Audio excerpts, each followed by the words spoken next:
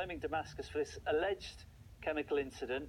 No one's explained any possible motive for this. I think that's the hard thing for some people to understand. Seemingly, you've got the Syrian government on top of the military situation, with an awful lot to lose if they were to lose, public opinion at this point on the verge of victory. So what is Assad's motive for using chemicals? Well, you tell me. There's actually an academic literature in political science which studies what are the determinants of whether leaders in various countries attack civilian targets. What are the factors that make it more or less likely that a leader will go through and attack the population? And as it turns out, the key determinant for attacking civilians is weakness. When governments are losing in battle, when it looks like regime change is imminent, when basically they're very, very desperate and they can't engage with military forces, and so they're willing to incur the wrath, say, of the international community and all the other audience costs that go along with attacking civilians. And yet, the structural conditions in this scenario are the exact opposite. Assad is not losing, he's winning. In your previous clip, you showed the Army of Islam is essentially abandoning the town of Duma. The civil war is no longer in dispute. Sure, the militants are still around, but the Assad regime hasn't been as secure in years, probably since the uprising broke out. And again, the regime is not at all desperate. In fact, just last week, Saudi officials basically agreed with my interpretation and said Assad is here to stay. And so that raises, the puzzle.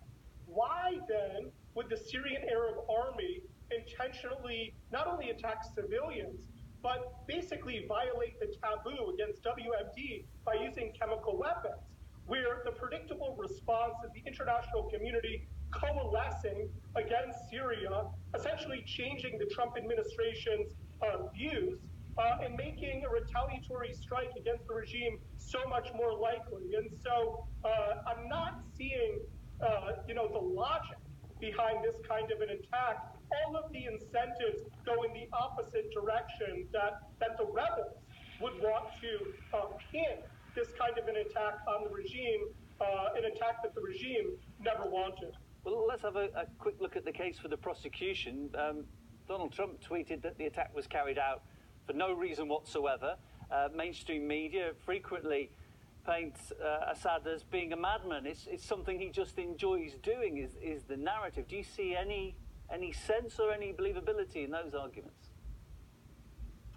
Political scientists tend to believe that most international actors, even when we don't like them, even when they're adversaries, are essentially rational. So, not many serious political scientists believe, that leaders are madmen, that they just act out for no reason, that the only thing that's motivating them is evil.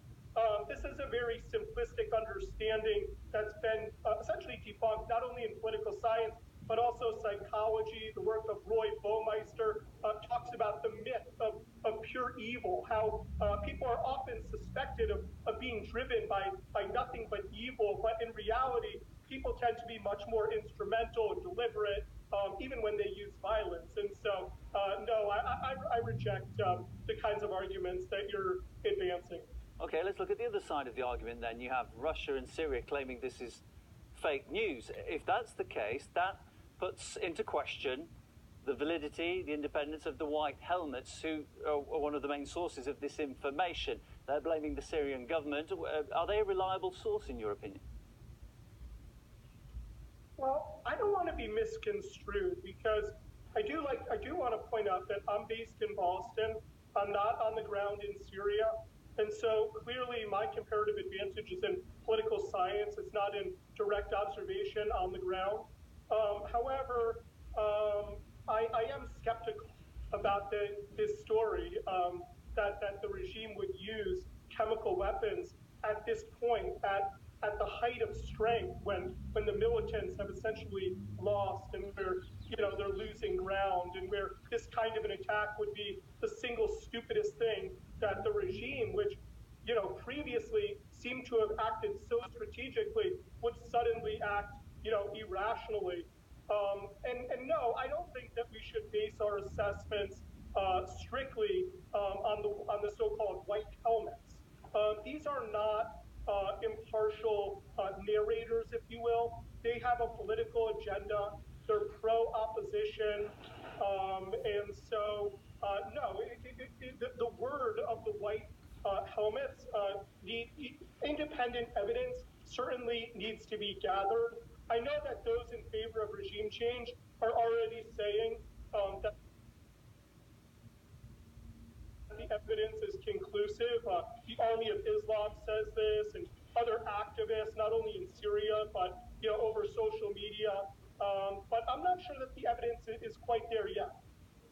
And finally, I just wanted to ask you about the Army of Islam, Jaish al-Islam, which we were having a conversation here in the newsroom yesterday as to why they had broken this humanitarian truce. Militants had been leaving Ghouta, then suddenly the peace had been broken by the militants, and we were trying to work out, did they think they had some chance of victory, which seemed very unlikely. We had this alleged chemical attack, and now there are reports saying that actually they might be starting to leave again under the flag of truce through humanitarian corridor. I mean, does that make much sense to you?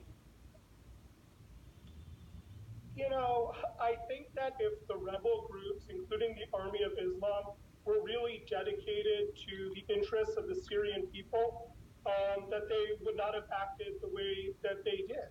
I think that this whole conflict could have been resolved with a lot less bloodshed. And so I do not really profess to understand what the Army of Islam is thinking at this point. I think that a cessation of violence and basically a move towards the termination of the civil war would benefit the Syrian people. And so hopefully they'll continue to move away from violence.